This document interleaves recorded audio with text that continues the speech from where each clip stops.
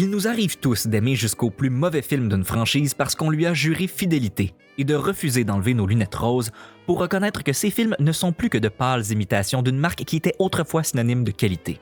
Et pourtant, il arrive qu'on soit capable de le faire, capable d'enlever nos lunettes roses et de reconnaître qu'un personnage a complètement été dénaturé par les studios, comme ce fut le cas avec Batman and Robin.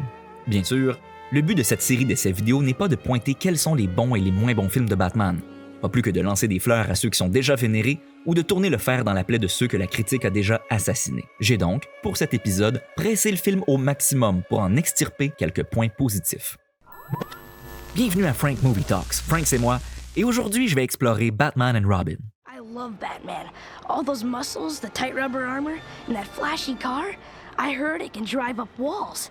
Yeah, sure, Joel. Beaucoup de gens blâment l'homosexualité de Joel Schumacher pour les bat-nipples et les bat-fesses. Mais c'est une critique extrêmement homophobe, considérant que le fétichisme de Zack Snyder pour les hommes musclés surpasse largement celui de Schumacher, sans que ça provoque la même indignation. En réalité, Joel Schumacher avait donné pour instruction que les costumes de Batman et Robin s'apparentent à des statues grecques. Et c'est parfaitement logique. Les statues grecques ne sont pas des représentations d'individus, mais d'idéaux, exactement ce que Bruce et Dick cherchent à devenir lorsqu'ils enfilent leurs costumes.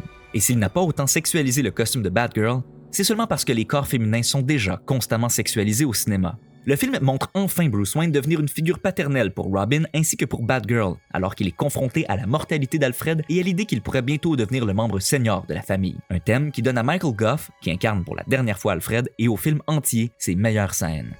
Death and chance stole your parents. But rather than become a victim, you have done everything in your power to control the fates. For what is Batman, if not an effort to master the chaos that sweeps our world? An attempt to control death itself. But I can't, can I? None of us can. I love you, old man. And I love you too.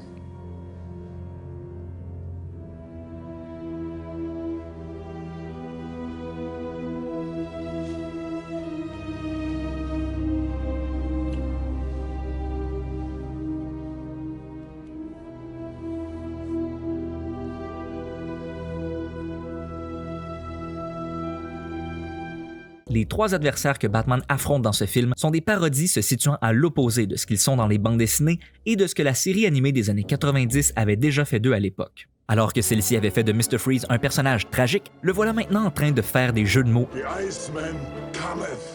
Allow me to break the ice. All right, everyone. Chill. et d'animer des karaokés. Come on, sing. Louder, come on, sing, sing, sing. Come on. Yes, come on, louder. Bane est passé d'un stratège qui avait déduit l'identité de Batman à une brute sans cervelle,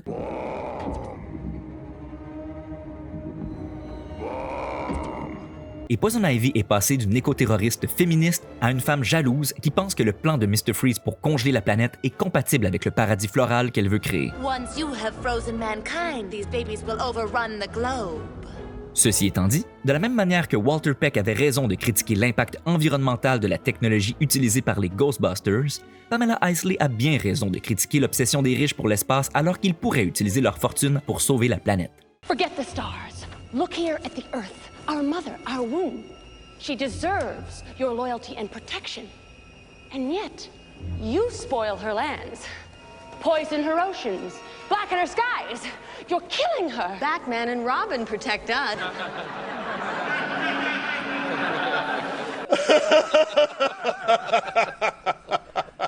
Contrairement aux trois films précédents, les adversaires dans Batman and Robin semblent tout droit sortis d'un film de science-fiction, voire de fantasy en ce qui concerne Poison Ivy. Avec leur plan pour transformer le climat de la planète et dominer le monde, et leur capacité à le faire, ils ressemblent plus à des dieux fous qu'à des criminels urbains. Vu sous cet angle, l'asile d'Arkham, au sommet de sa colline continuellement orageuse, pourrait rappeler le mont Olympe. La comparaison peut paraître tirée par les cheveux, mais ce ne serait pas la première fois qu'on l'a fait. This is truly Olympus. Surely it can be no other place. There's beautiful Demeter, goddess of the harvest.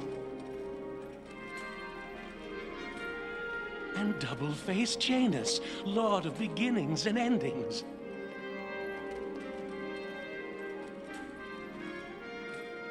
And Merry Hermes, the trickster of the gods.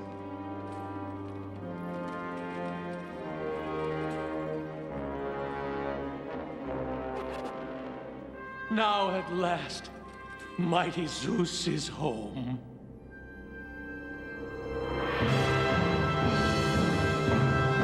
Mais si on compare l'asile d'Arkham à l'Olympe, qu'est-ce que ça fait de Batman? Eh bien, Batman, l'éternel super-héros sans super-pouvoir, semble alors investi d'une mission très nietzschéenne en accordance avec son statut de surhomme, celle d'utiliser la science et la technologie pour renvoyer les dieux chez eux et remettre les humains en charge de leur destin, exactement comme les Ghostbusters. Voyons, c'est quoi mon problème avec Ghostbusters? Va falloir que j'appelle quelqu'un pour ça. Mais qui est-ce que j'appelle?